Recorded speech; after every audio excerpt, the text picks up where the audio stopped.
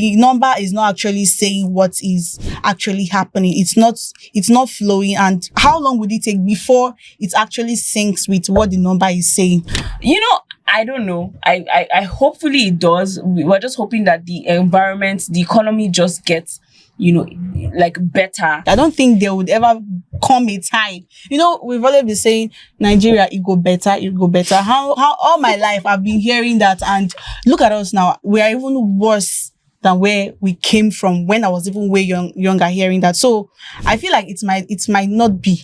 At the end of the day, I feel like we're just trying to adjust to whatever economic situation or whatever stand we are now. Because we saw the numbers now, right? And it's not reflecting with you. Obviously, you can attest to that. I can attest to that. It's not reflecting to our own daily activities and all. Do you think this would actually come in play? Or do you think that, okay, in the next couple of months, okay, the inflation, the numbers we're seeing right now, or the statistics we're seeing right now would be in line with how we are actually facing our day-to-day livelihood? Like I said, I sincerely do not think that we'll go back to any place that we've been before. Okay. And that is significantly because of the FX. Are we comfortable with 3 or more, super conglomerates dominating the entire continent's digital rail? Or are we trading innovation for stability? Welcome to Across Markets by Business 360. My name is Joy Abia, and I'll be your host on the show.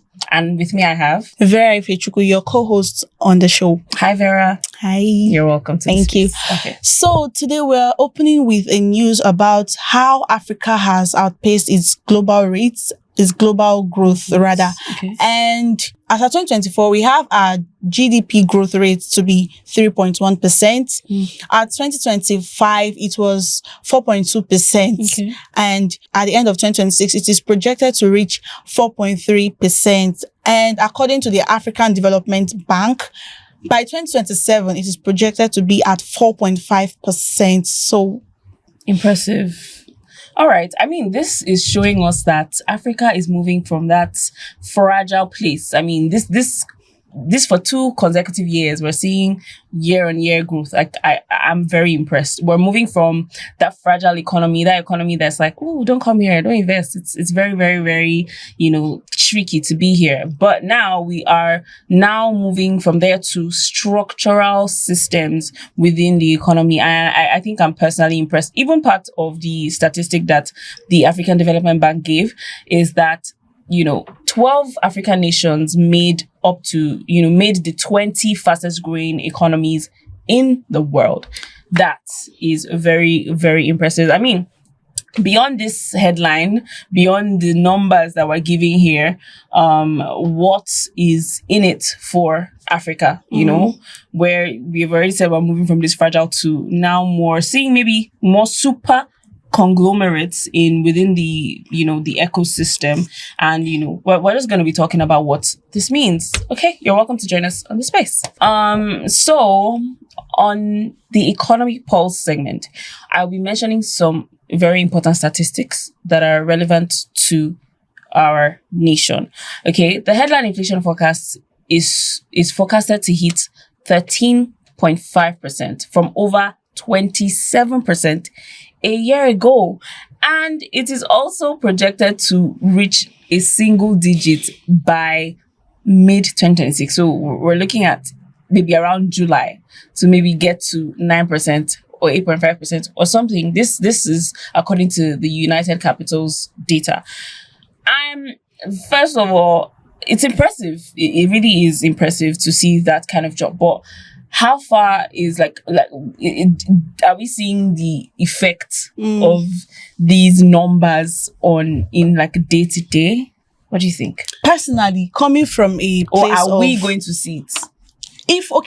Are we going to see it? Right now, I'm not sure. I don't think so, because a year ago compared to now, the price of things a year ago with the price of things now, there's a big difference because there is an increase. And the number here shows that 13% drop out of 27%, right? So if a year ago it's at 27% and it's going to hit 13.5% this year, and even going to be at 9% per se this year. I don't think there is, It's a projection. it's not there's no balance. There's no balance. It's not sinking, because the price of things, buying things, we all make transactions, we all, consumers, day-to-day activities, businessmen and all. The number is not actually saying what is actually happening. It's not flowing. And how long would it take before it actually syncs with what the number is saying? Well, I mean, you're right. The still, like, the average trader on the street, or even the 9 to 5 worker, is still yet to see this should I say Change. this massive inflation rate drops, in their own day-to-day, like, because you can enter the store today, by the next 2 weeks, 2 weeks. or even 1 week, if things have changed. However, I watched one of the episodes on, another show, Nairametrics, and someone said that we would never actually reach the $1 to 500 naira ever again, and we need to accept that. And I'm mentioning that because, one of the key things, the key issues in our economy today, that causing a lot of inflation, that drove a lot of the inflation that we've seen, is because of FX, the FX devaluation. Okay. Yes. And so, I mean, we've also made it significant. There's also been a significant, change from about 1.5. I think that was like the highest, to now it's currently about 1.13, yes. Per dollar. And, a lot of the issues that we are seeing with, price changes and all of those things are actually due to that.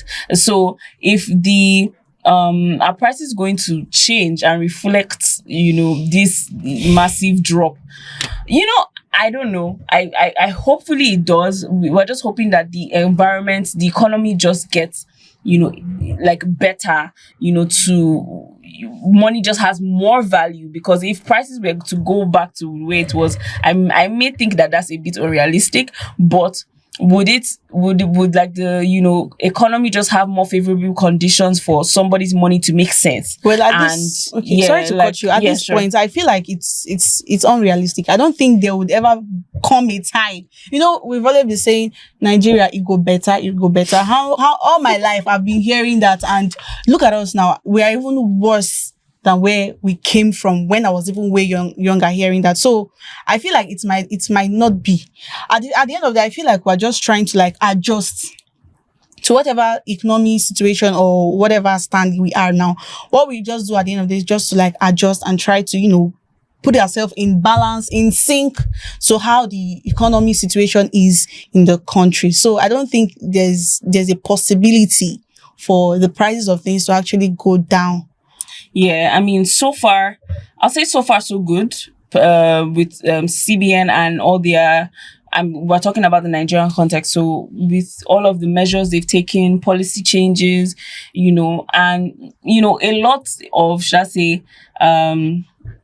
professionals and experts would argue and say that, yeah, things in terms of what the numbers are saying, we've come a long way, but we still have a longer way to go, because of for example, we've seen, for example, the CBN's mandate to increase the required minimum capital for financial institutions. We've seen that has been a success so far, because over 30 banks have met the requirements.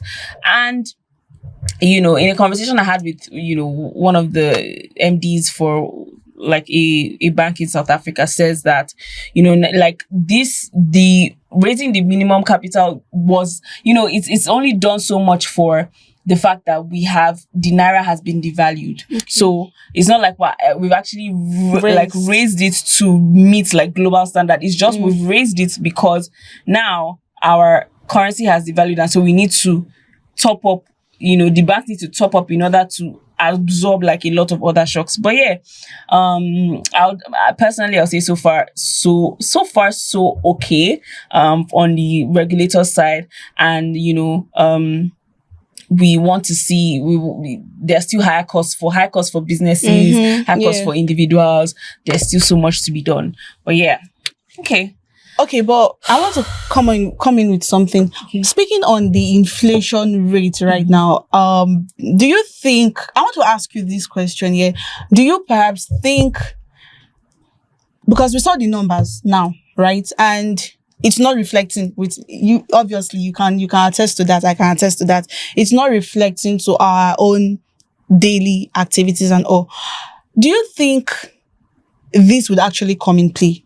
Or do you think that, okay, in the next couple of months, okay, the inflation, the numbers we're seeing right now, or the statistics we're seeing right now would be in line with how we are actually facing our day-to-day livelihood? Like I said, I sincerely do not think that we'll go back to any place that we've been before. Okay. And that is significantly because of the FX. All right, let's deep dive into the most relevant sectors in Africa's economy today. So today we're taking on tech, mergers and acquisition, and the AI infrastructure race. All right. So according to Tech Cabal, Flutterwave's acquisition of Mono, valued at $25 to $40 million, is the blueprint for 2026 consolidation.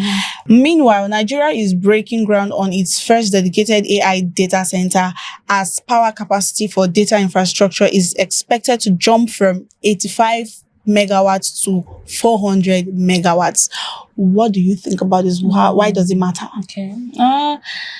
Definitely Flutterwave and Mono's acquisition is very important. Like it's actually something that we should look at. And I feel like anything mergers and acquisitions, especially in Nigeria, is always a significant move, because we are still a strengthening, especially in the fintech sector, we're still a strengthening, should I say, economy, a strengthening landscape per se. So this is definitely a blueprint. Like, for example, like most of the banks that are even struggling to reach their new minimum capital requirements, they need to look at that, and this would do a lot. This would actually now point us to why there will now be like a lot more oligopolies and a lot more like few firms in this operating in some, so at some level. Okay. And I think it is going to do a lot for because for organizations can now,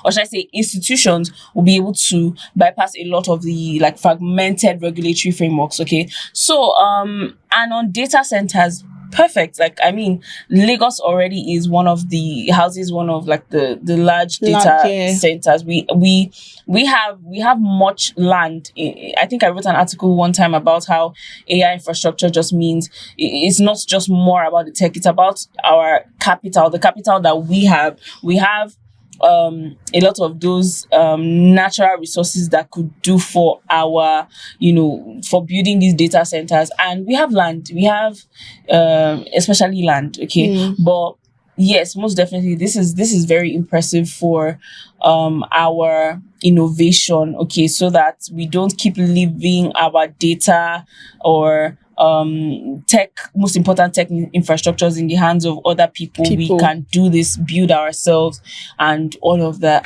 Yeah, so I definitely think it's these are actually, like I said, like Tech Cabal said, it's groundbreaking and it's very important. Okay. So yeah. Okay, all right, let me throw this quick question at you. Are we comfortable with 3 or more super conglomerates dominating the entire continent's digital rail, or are we trading innovation for stability? Interesting. Okay. I mean, this is again across markets, and these are the most important thing is doing what is right for the economy. Okay. And I definitely would say that we may not be comfortable with 3 or 4 oligopolies leading the way, However, we need to get comfortable. Like it needs to sit with us, because we are still, I think I already mentioned it, that we are still at a very fragile place. Fragile. Yeah.